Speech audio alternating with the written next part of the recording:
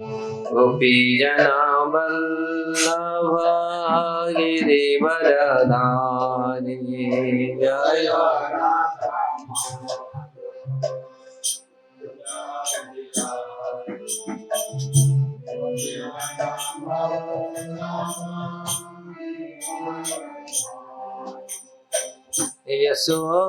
यशोदानन्दन व्रजजनरञ्जन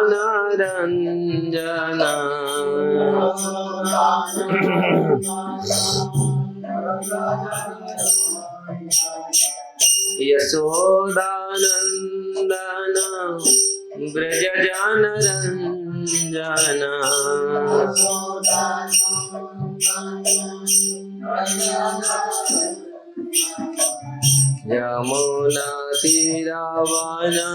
यमुनातीरवनचारी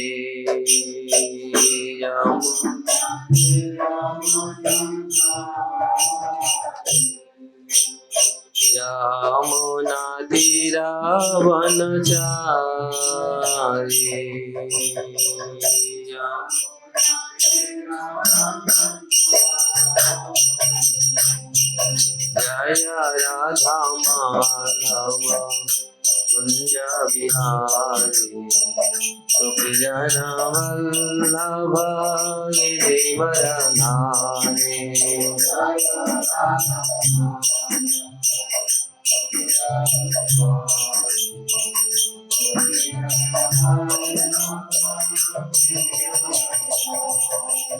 जय राधा माधव कुंज बिहारी गोपीजन वल्लभ गिरिवरधारी जय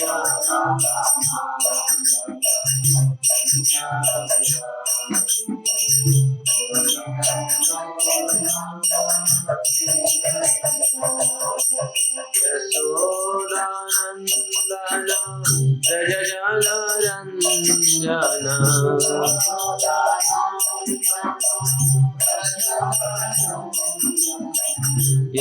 यशोदानन्दन व्रजजनरञ्जन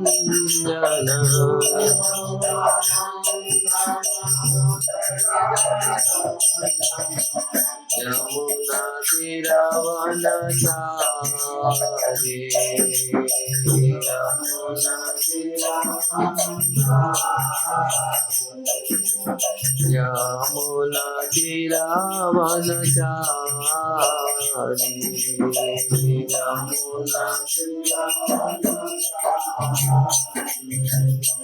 जय राधा माधव कुंज बिहारी गोपीजन वल्लभ गिरिवरधारी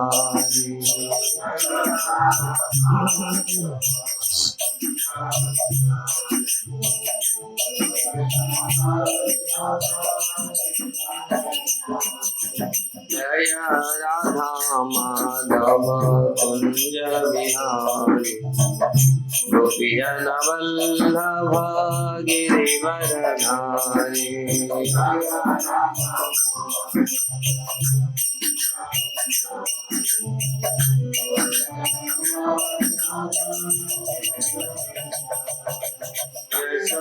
यशोदानन्दन व्रजजनरञ्जन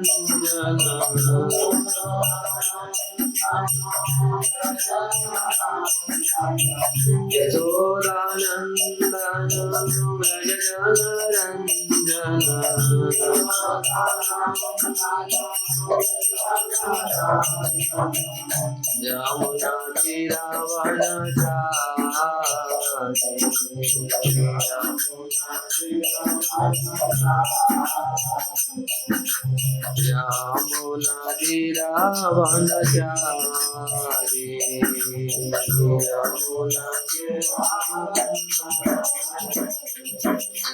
जय Radha Madhav Kunj Bihari गोपीजन Vallabh Girivardhari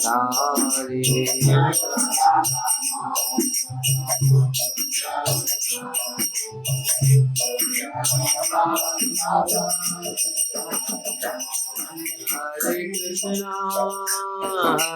Krishna, Krishna Krishna, Hare Hare, Hare Rama, Hare Rama, Rama Rama, Hare Hare, Hare Krishna,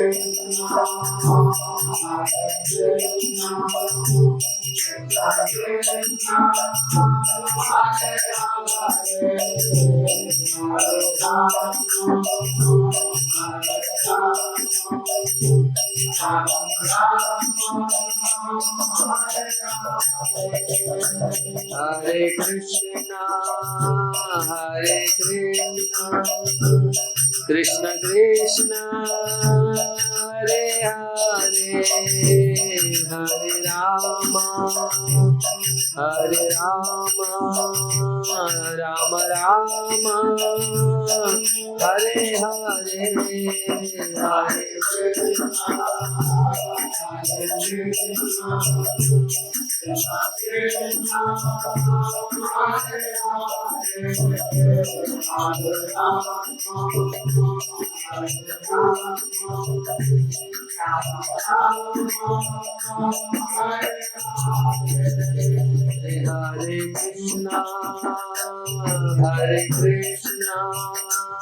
Krishna Krishna, Hare Hare, Hare Rama,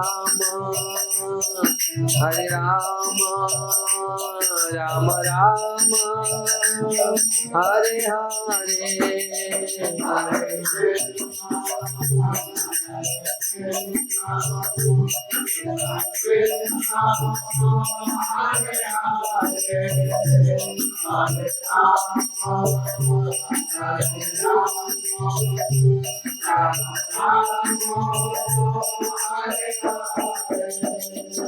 Jaya Radha Madhava Radha Madhava Radhe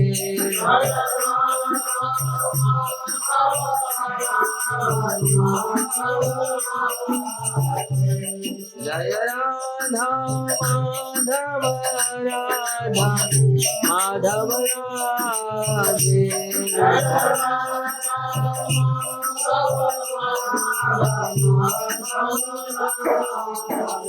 Jaya Krishna Balaram, Jaya Krishna Balaram, Krishna Balaram, Jaya Krishna Balaram.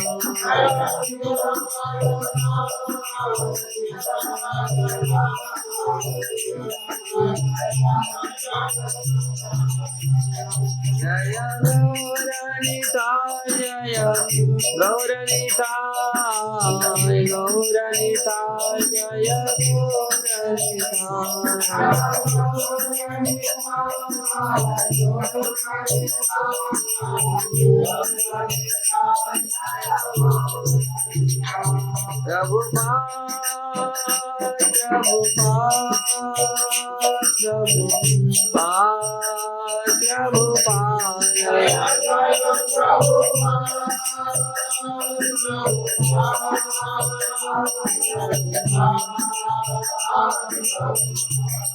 Hari Gaur, Hari Gaur, Hari Gaur, Hari Gaur,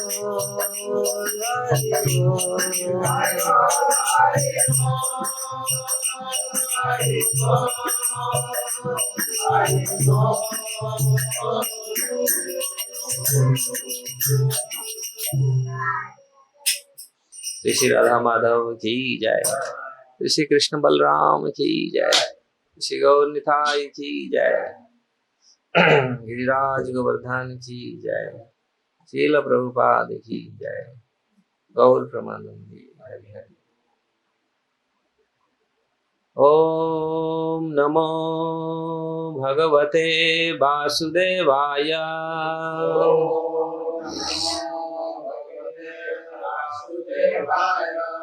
ओम नमो भगवते वासुदेवाय।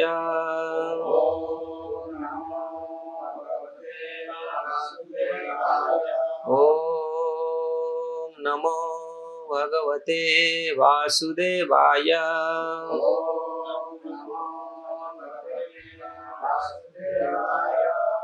नारायण नमस्कृत्य नरं चैव नरोत्तमं देवीं सरस्वतीं व्यास ततो जयमुदीरये। नष्टप्रायेषु अभद्रेषु नित्यं भागवत सेवया भगवते उत्तम श्लोके भक्तिर्भवति नैष्ठिके। मुखं करोति वाचाल पंगुलंघयते गिरि यत्कृपास्तमहं वन्दे श्रीगुरुदिनतारिणि श्रीपरमानन्द माधव। सर्वशास्त्राधिपीयूषं सर्ववेदैकसत्फलं सर्वसिद्धान्तरत्नाढ्य सर्वलोकैकदृक्प्रदं सर्वभागवतः प्राण श्रीमद्भागवत प्रभु कलिध्वंतादितादित्य श्रीकृष्ण परिवर्तितं परमानंद पाठाय प्रेमवर्षक्षराय ते सर्वदा सर्वसेव्याय श्रीकृष्णाय नमस्तुमे। मदेकबन्धु मत्संगे मद्गुरु मद्महाधन मन्निस्तारक मद्भाग्य मदानंद नमस्तुते। असाधु साधुदायिन अति नीचो चतो करो हानामंच कदाचिन्म्या प्रेम्णारुत्कण्ठयो स्फुरः। श्रीमद् भागवतम की जय। श्रीमद् भागवतम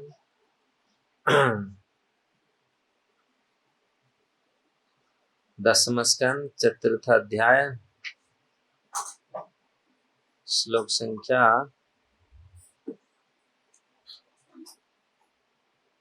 30।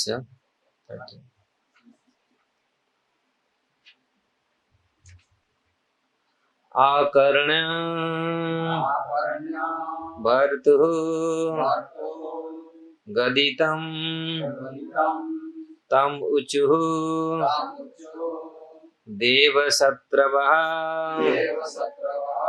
देवान् प्रति कृत अमरशः दैतेयः अतिको विदाः। आकर्ण्यं भर्तुगर्दितं तमोचु देवशवः देवान् प्रतिकृतामर्षा दैतेयानातिको विदाः।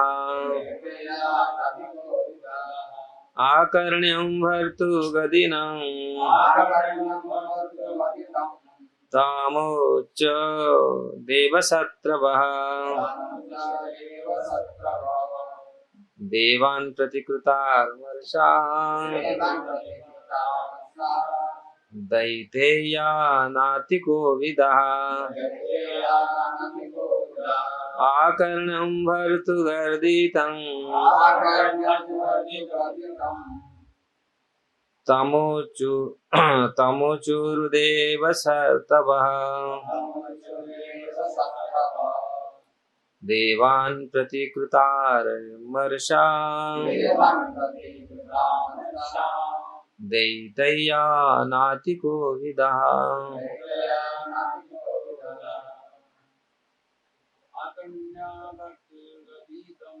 आकर्ण्यं भर्तुगदितं तमुचुर्देव शत्रवः देवान् प्रतिकृतामर्षा दैतयानातिको विदः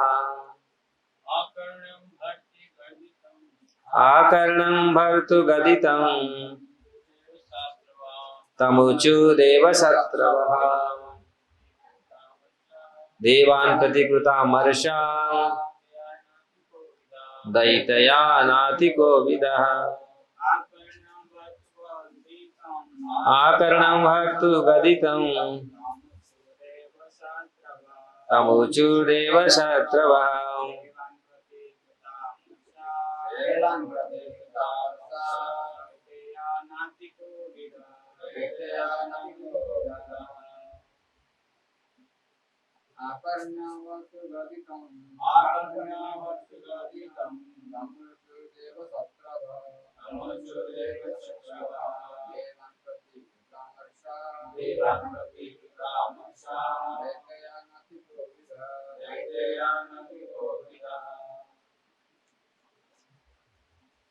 आकर्ण्यं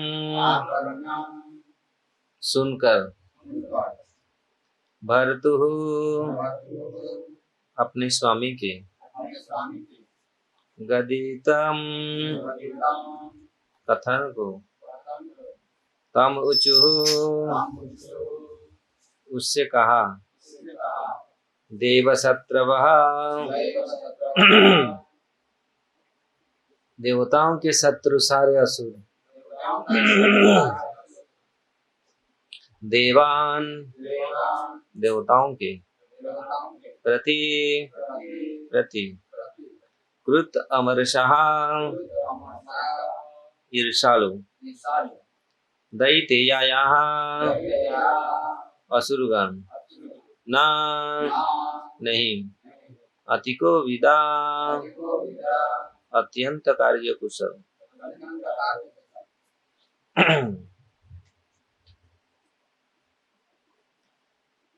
अनुवाद तात्पर्य अपनी स्वामी की बात सुनकर देवताओं के शत्रु तथा अपने काम काज में अकुशल ईर्षालु असुरों ने कंसों को यह सलाह दी।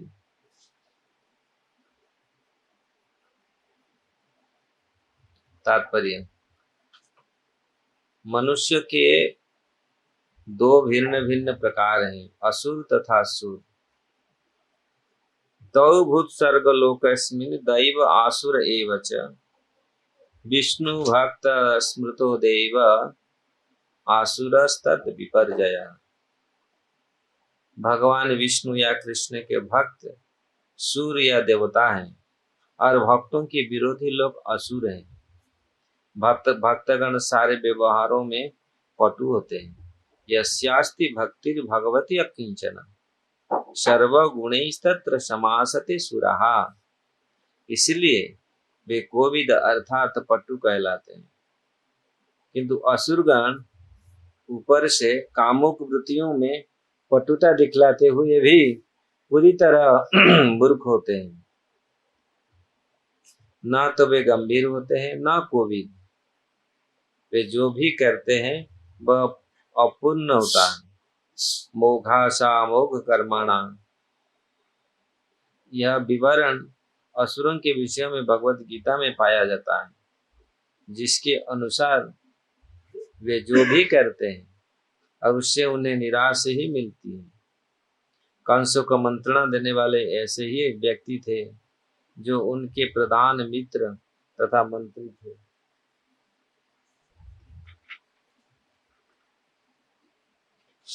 ओम ज्ञानम तिमिरंधस्य ज्ञानांजनं शलाकया चक्षुरुन्मिलितं येन तस्मै श्री गुरवे नमः।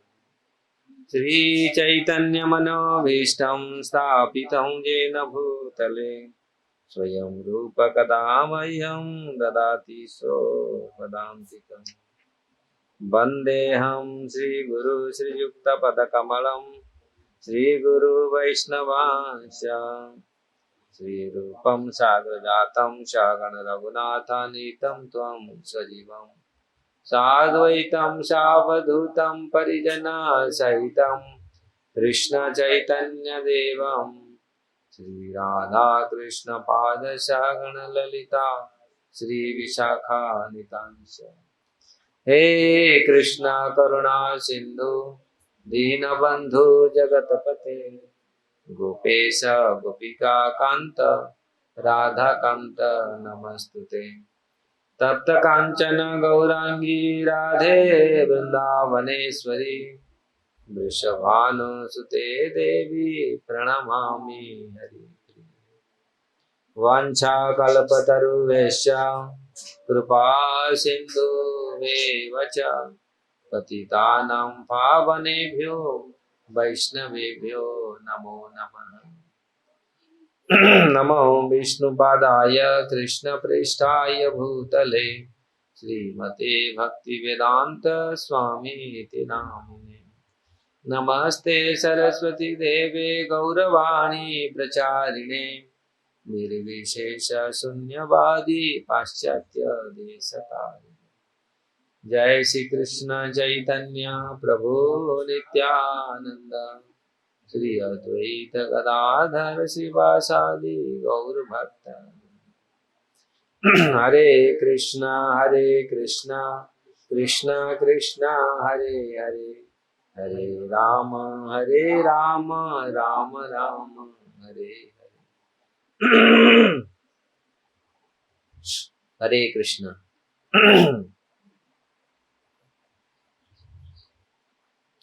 आकर्णं भर्तुगदितं तमुचु देव सत्रवः देवान् प्रतिकृतामर्षः दैतया नातिको विदः। तो हम लोग कई दिनों से ये चर्चा कर रहे हैं राजा कंस के अत्याचार। हम लोग ये पाठ कर रहे हैं किस प्रकार कंस ने माता देवकी और वसुदेव को सांत्वना दी, क्षमा याचना की, उसका जो गलती उन्होंने की थी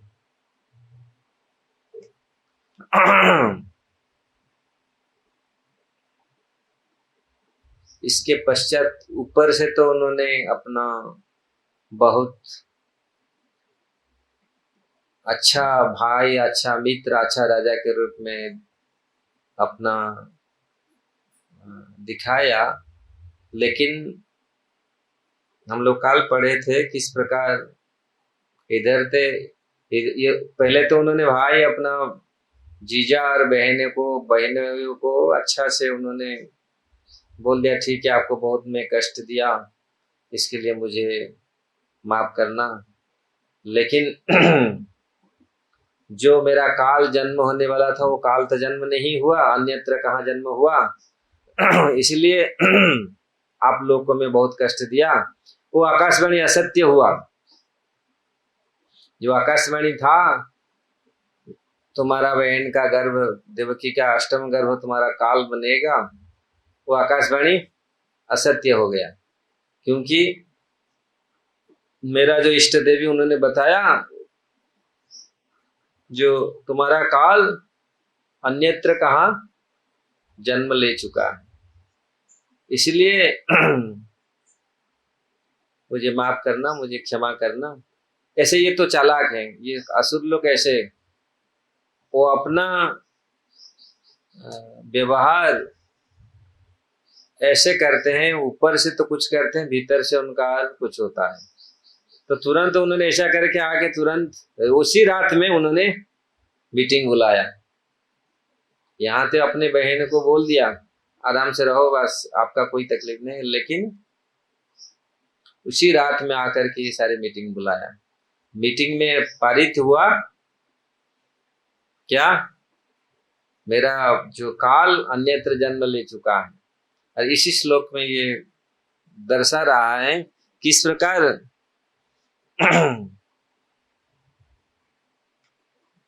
सारे मंत्री, उनके जितने सारे सलाहकार थे, उन्होंने किस प्रकार कंस को अपना सलाह दे रहे हैं।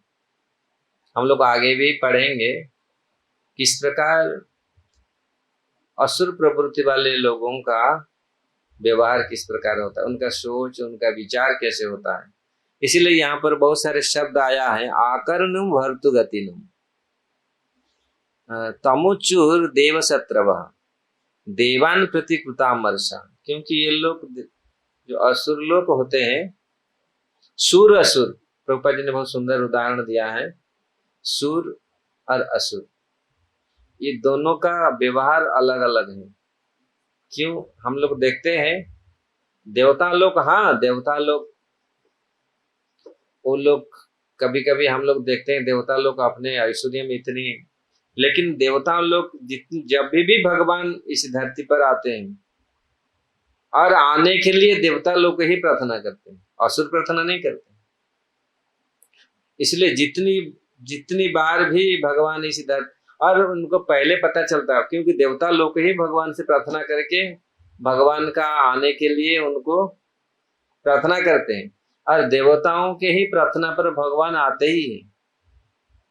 इसलिए कभी कभी हम लोग मन में रहता है देवता लोग नहीं, देवता लोग तो बहुत ऐश्वर्य भोग करते, इंद्रिय स्वर्ग लोक में रहते, लेकिन वास्तविक देवता लोग भगवान के ही भक्त हैं। और वो हमेशा, हम अगर शास्त्र भागवत में देखेंगे, भागवत में बहुत जगह में इस चीज का वर्णन हुआ है। ब्रह्मा जी से लेकर के सारे देवताओं भगवान को प्रार्थना करते हैं। और यही इसलिए देव और दानव, देवता और असुर में यही अंतर है। लेकिन असुर लोग, प्रभुपाद जी यहाँ पर बोल रहे हैं तात्पर्य में, पद्म पुराण और भगवत गीता का ये उद्धृत कर रहे हैं। किस प्रकार दानव लोग सोचते हैं हम लोग एक्सपर्ट हैं, लेकिन वास्तविक ये लोग कोविदा नहीं है। यहाँ पर बताएगा ना, दैत्या नाती कोविदा, कोविदा मतलब जो कुशल है, ये अकुशल है हमेशा, लेकिन सोचते हैं हम कुशल हैं, सिर्फ उल्टा काम करते हैं। हम लोग अभी हम लोग नरसिंह चतुर्दशी का व्रत हम लोग बनाया है। हिरण्यकशिपु ने उल्टा काम सब किया, जितना ब्रह्मा जी का जितना कार्य उसका उल्टा काम उन्होंने किया। पूरी भागवत में सुखदेव गोस्वामी वर्णन करते हैं, उन्होंने ऐसा पारित किया सारे उल्टा नियम जो ब्रह्मा जी ने बनाया था। नियम, वृक्ष हमेशा फल नहीं देते, कुछ समय के लिए उनका रेस्ट भी होता है, लेकिन हिरण्यकशिपु ने बोला पूरी 12 महीना आपको फल देना पड़ेगा। ऐसा पूरी नियम बनाया है, पूरा उल्टा नियम। जो नियम ब्रह्मा जी का नियम का पूरा उल्टा। तो ऐसे असुर लोगों का कार्य है, ये संसार में दिखा गया है, उनका पूरी उल्टा चलता है। इसलिए मोघसा मोघ कर्मणा मोघ ज्ञान विचेतसा, भगवद गीता में भगवान ये चीज, उनका कर्म सारे अंधकार पूर्ण कर्म है, सारे उग्र कर्म है। इसलिए और कैसे सभ्यता शांति और सुख में रहेगा, मनुष्य किस प्रकार सुख में शांति में रहेगा, तो इसलिए ये आवश्यक है पहले हमारा प्रवृत्ति को, आसुरी प्रवृत्ति को चेंज किया जाए। आज पूरी संसार त्रस्त है ये सब उग्र कर्म। अब देखो रात दिन चल रहा है, फिर भी स्कैरसिटी है, फिर भी क्या वो पूरा नहीं होता है। आज पहले जमाने में लोग रात में काम नहीं करते थे, आराम से रात में सो जाते थे। अभी ऐसा उग्र कर्म रात दिन काम चल रहा है, फिर भी पूरा नहीं है, फिर भी कमी है, फिर भी पेट भर नहीं रहा है, फिर भी इच्छा पूरी नहीं हो रहा है। पहले लोग जहां रात होता था वहीं विश्राम करते थे, चलते नहीं थे पूरे, वही रात दिन पूरी। देखो बड़ी बड़ी शहर तो सोता ही नहीं, रात 12 क्या 1 बजे तक 2 बजे तक 3, पूरी रात भर चल रहा, और पूरी रात भर काम भी चल रहा।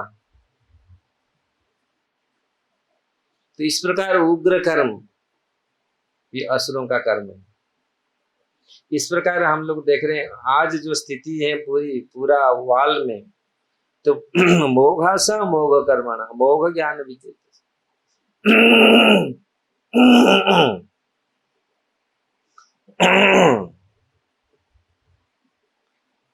इस प्रकार का कार्य असुरों का यहाँ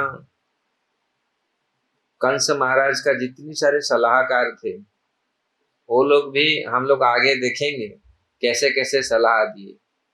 पहले तो उन्होंने बताया, एक एक करके ऐसे सलाह दी, क्योंकि उनका दिमाग ऐसा ही है, असुरों का दिमाग ऐसा ही चलता है। इसलिए प्रभुपाद जी बोल रहे हैं, अगर भक्त जो सूर होते हैं वो भगवान का भक्त होते हैं, भगवान का विश्वास करते हैं, भगवान के साथ उनका संबंध होता है। इसलिए हम लोग देखते हैं देवताओं लोग चिंतित रहते हैं हर कार्य में, और भगवान के पास जाते हैं। तकलीफ होता है तो भगवान के पास जाते हैं, और भगवान कब आते हैं, कैसे आएंगे, ये पूरे हम भागवत में देखते हैं, पूरी देवता लोग चिंता करते हैं कब भगवान आएंगे।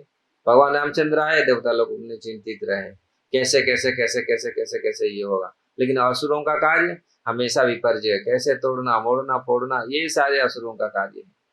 और असुर का इसी ऐसे ही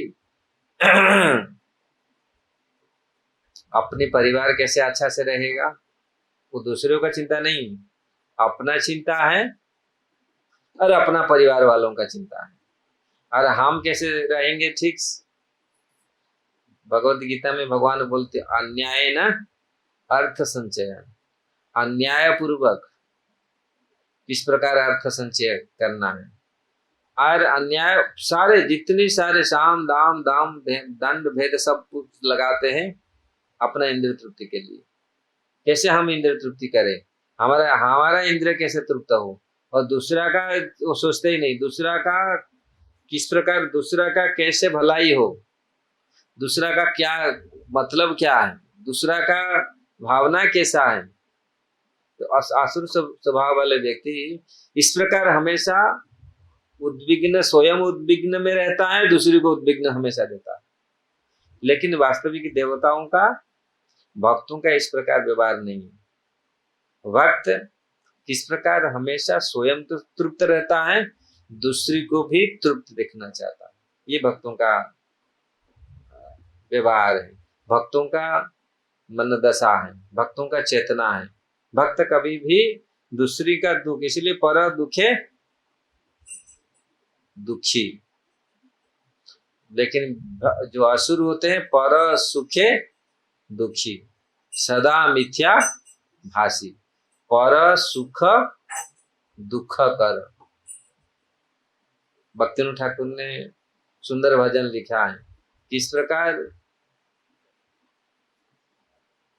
वो अपने को वास्तविक ऐसे उपस्थापन कर रहे हैं, इस प्रकार इस जगत में आसुर प्रवृत्ति वालों का, और जो स्वयं अपने को मनुष्य या इसी प्रकार स्थिति में रखते हैं, हमेशा इसी भावना में रहते हैं। मनुष्य मानव मतलब मानव में दया होना चाहिए, मानव में क्षमा होना चाहिए, असुर में क्षमा दया। इसलिए यहाँ पर भक्तिनाथ ठाकुर बोल रहे हैं कि हमारे जीवन है सदा पापेरत, नाही का पुण्यरा लेस, परेरे उद्वेगे दिया छे जगत, दिया छे जीवे रे क्लेश। तो वास्तविक जो असुर स्वभाव वाले लोग, वो हमेशा दूसरी का दुख देने में एक्सपर्ट है, दूसरी को कष्ट देने में एक्सपर्ट है, दूसरी का दुख, दूसरी का सुख, ये दूसरी का सुख में तो उनका शरीर, उनका आत्मा जलता है, उनका मन जलता है, वो दूसरी लोग किस प्रकार अच्छा से रह रहे हैं। इसलिए यहाँ जितनी प्रकार असुर लोग हुए हम लोग देखते हैं, उनका यही भावना है, आसुर स्वभाव। भगवत गीता में भगवान पूरी दैव आसुरी 16 अध्याय में पूरा वर्णन किए, दैव और आसुरी स्वभाव, आसुरी स्वभाव किस प्रकार होते हैं, उसमें क्लियरली भगवान ये चीज वर्णन। और अगर ऐसा मनोभाव हमारा रहता है, हम लोग को मनुष्य शरीर, केवल मनुष्य शरीर है, लेकिन भावना हमारा असुर है, क्योंकि कलयुग में तो असुर सबके शरीर में असुर रह रहे हैं, सारे असुर भीतर बैठे हैं भीतर। ये असुर जाएंगे कैसे? जब हम भगवान का भजन करें।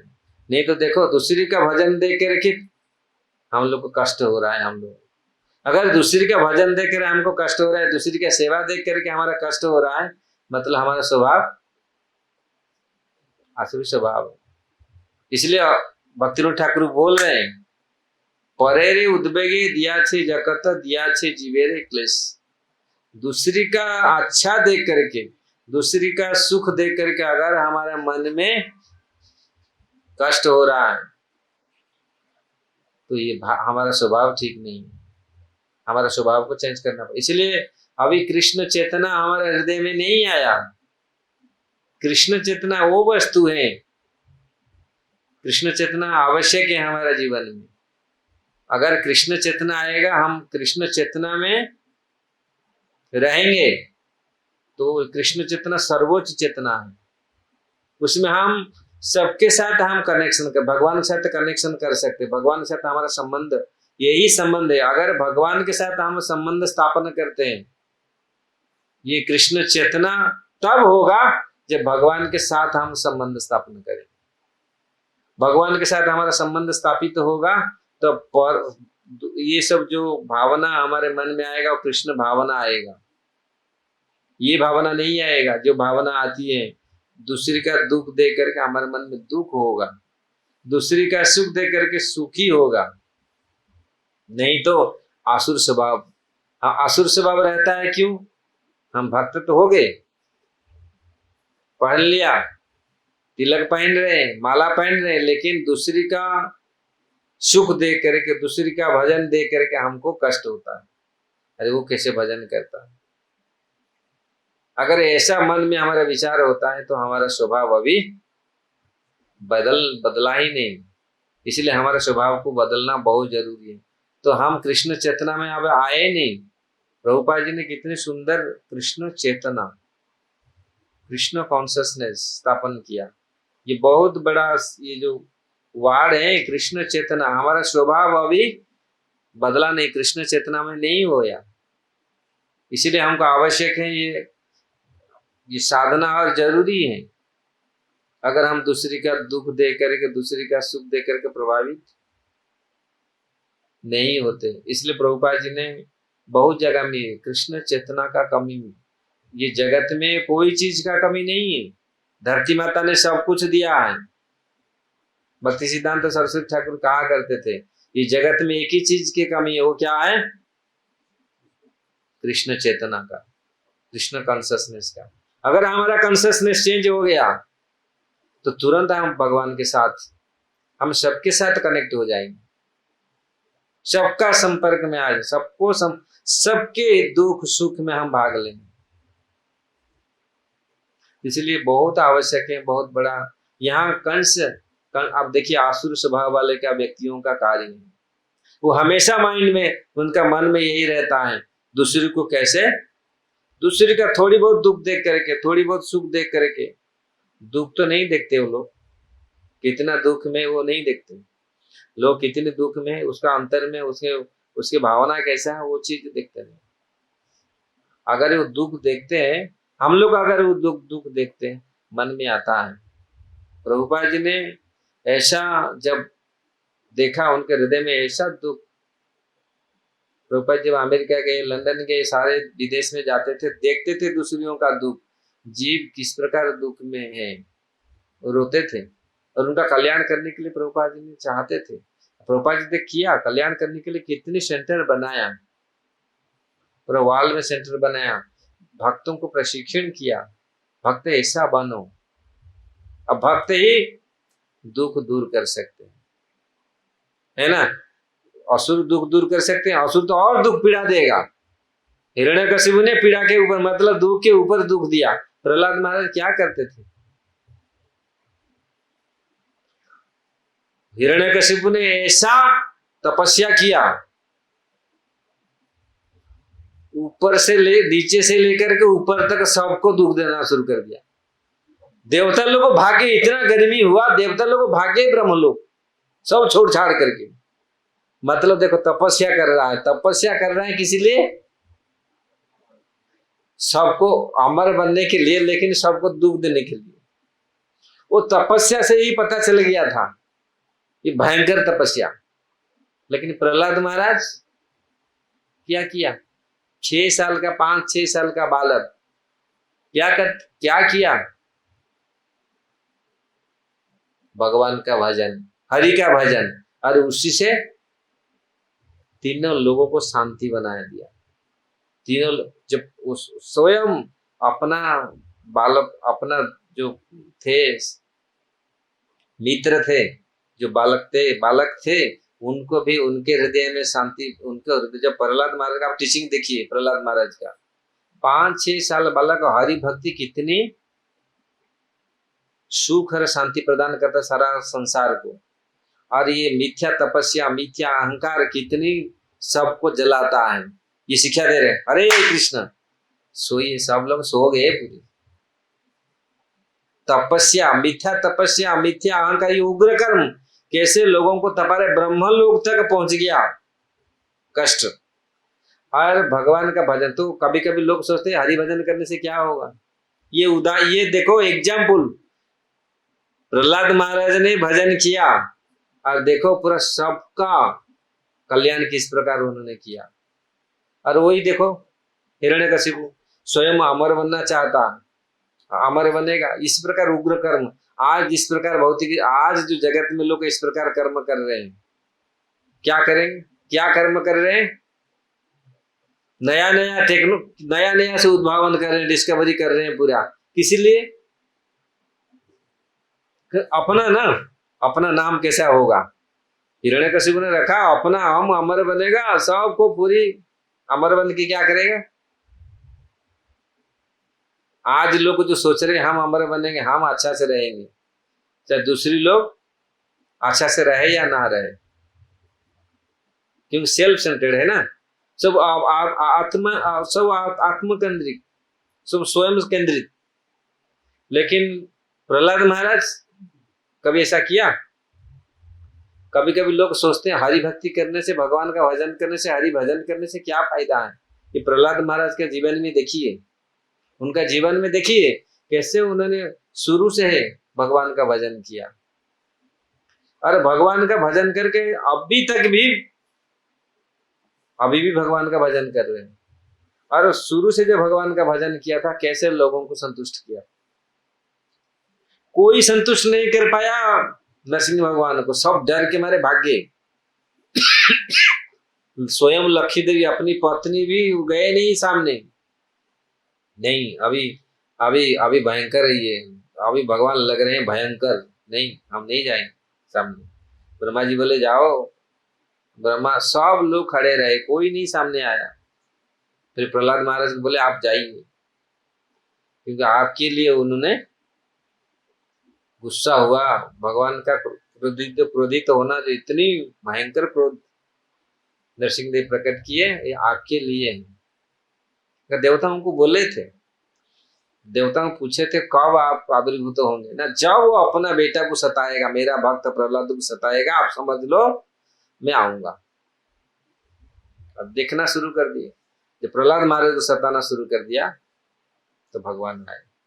तो ये हम देखिए, जो लोग अपने केंद्रित में रहते, अपने स्वार्थ में रहते, हिरण्यकशिपु अपना स्वार्थ में रहा, पूरी बर पा करके उन्होंने पूरा व्यवस्था बनाया, अपना ही व्यवस्था बनाया, अपना यूनिवर्सिटी, अपना सब कुछ उन्होंने खोला। और ऐसा पूरी भागवत में वर्णन है, आप जाएंगे देखेंगे किस किस प्रकार आजकल जो लोग जिस प्रकार सोचते हैं, जिस प्रकार विचार उनका है, ऐसा ही है पूरी हिरण्यकशिपु का। वो तो एक ही हिरण्यकशिपु था, अभी तो 1000 हिरण्यकशिपु है इस जगत में। आप लोग देखो 1000 किस प्रकार भगवान का भजन करने के लिए नहीं, और बुद्धि उनका सब ऐसा ही बुद्धि लगाते हैं और इस जगत को और दूषित करते हैं। कितना फैक्ट्री क्या क्या लगा रहे हैं। प्रभुपाद जी बोलते थे इतना फैक्ट्री बन रहा, क्या नट बोल्टू खाएंगे, इतना जरूरत नहीं है। आप देखिए पूरा कितना दूषित, जगत को कितना दूषित कर रहे हैं। दिमाग सब ऐसा ही, इसी प्रकार दिमाग है। और लोग को ऐसे भरते हैं, लोग का दिमाग को ऐसे भरते, तो ऐसे उग्र कर्म में अभी भरा हुआ है संसार। हाँ, वो तो हिरण्यकशिपु जैसा कोई नहीं हो सकता, वो जैसे था वो ना पहले कोई होगा, मतलब भविष्य में कोई होगा ना कोई था। तो इस प्रकार भगवान ने ये किया। लेकिन आज ऐसे छोटे जिस प्रकार भावना असुर प्रवृत्ति वाले लोगों का, इसलिए यहाँ प्रभुपाद जी बोल रहे हैं असुर असुर प्रवृत्ति वाले लोगों का किस प्रकार भावना किस प्रकार है। अगर ऐसे भावना में हम रहेंगे तो इसलिए मनुष्य में ये जो भावना है असुर स्वभाव वाले व्यक्ति किस प्रकार भावना, तो इससे क्या होगा, शांति स्थापना नहीं होगा, जगत में शांति स्थापना नहीं होगा। अगर हम चाहते हैं जगत में शांति सुख चाहते हैं तो इस प्रकार भावना होना चाहिए, भक्त होना चाहिए, भगवान का भजन करना चाहिए। भक्ति ही ऐसा है, प्रहलाद महाराज ने अपनी भक्ति करके इन्होंने दिखाया है। अगर भक्ति स्वयं कोई करता है, शुद्ध भक्ति करता है, कैसे सारा जगत को शांति प्रदान करता है, तो स्वयं तो शांति में रहेगा, सारा जगत भी आनंदित होगा। प्रहलाद महाराज जो शासन किए, प्रहलाद महाराज जो हम देखें, प्रहलाद महाराज आज भी प्रहलाद महाराज भक्त शिरोमणि में है। जितने सारे भक्त हुए आप देखो, प्रहलाद तो भक्त के शिरोमणि में प्रहलाद महाराज है। क्यों? तो उनका है ऐसा था उनके मनोभाव, और उनके जीवन इतिहास हम लोग देखेंगे किस प्रकार उन्होंने अपने जीवन को बनाया, किस प्रकार भगवान बार बार उनको बोले प्रहलाद कुछ ले लो, देना चाहता हूं, लेकिन नहीं। तो इस प्रकार कंस महाराज ने आज ये श्लोक में, क्योंकि असुर और दैव प्रवृत्ति वाले लोग कैसे होते हैं, यद्यपि असुर कुल में प्रहलाद महाराज का जन्म हुआ, लेकिन वास्तविक वैष्णव थे और शिरोमणि, वैष्णव शिरोमणि ऐसे वैष्णव थे। है तो वो तो थे ही जो द्वादश महाजन में एक महाजन थे, उनके कुल में दो थे, प्रहलाद महाराज और बलि महाराज। द्वादश महाजन में दो महाजन उनकी वंश के थे। ऐसे इसलिए अगर हम मनुष्य है, मनुष्य में दो प्रकार के स्वभाव, अगर हमारा असुर स्वभाव अभी भी हमारे हृदय में बैठा है, हम ऊपर से तो दिखते हैं मनुष्य मानव है, लेकिन भीतर असुर बैठा है। अरे असुर जाएगा कैसा? भगवान का भजन से।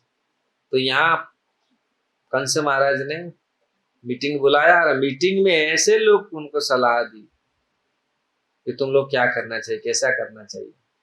वो लोग सलाह देंगे अभी कैसे 10 दिन के भीतर, ठीक है सरकार आप चिंता मत करिए, आपका शत्रु तो जन्म हो चुका है ना, हम लोग को मार देंगे, 10 दिन के भीतर जितने सारे बच्चे जन्मे हैं उनको सबको खत्म कर देंगे। लेकिन यही मूर्खता है, भगवान को कोई सत्य को कोई मिटा सकता है? परम सत्य है भगवान। असुर लोग सोचते हैं हम सत्य को मिटा देंगे,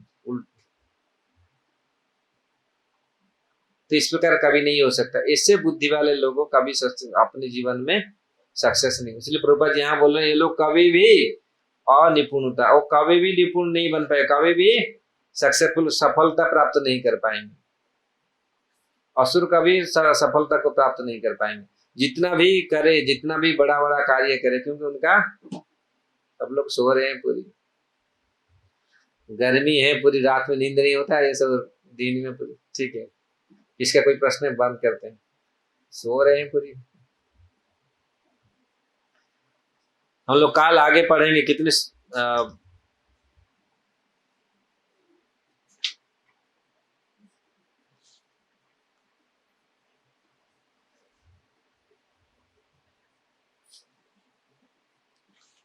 किस प्रकार भक्तों के अंदर कितने दिव्य गुण रहता है। यहाँ पर भी प्रभुपाद जी ने उदाहरण दिया है, भागवत में भी बोलते हैं किस प्रकार भक्त के हृदय में, भक्त के शरीर में कितने दिव्य गुण रहता है। और जो भक्त नहीं, असुर स्वभाव वाले व्यक्ति, वो सोचते हैं हम निपुण है, लेकिन वास्तविक निपुण नहीं, भक्त ही वास्तविक निपुण है। यहाँ पर निपुण शब्द जो है कोविदा, वो वास्तविक भक्त लोग के ही को विदा है, अति को विदा, अत्यंत कार्य कुशल है। असुर लोग का स्वभाव है ईर्ष्यालु, यहाँ पर शब्द आया है, ये लोग हमेशा ईर्ष्या करते हैं। अगर ईर्ष्या हमारा मन में है,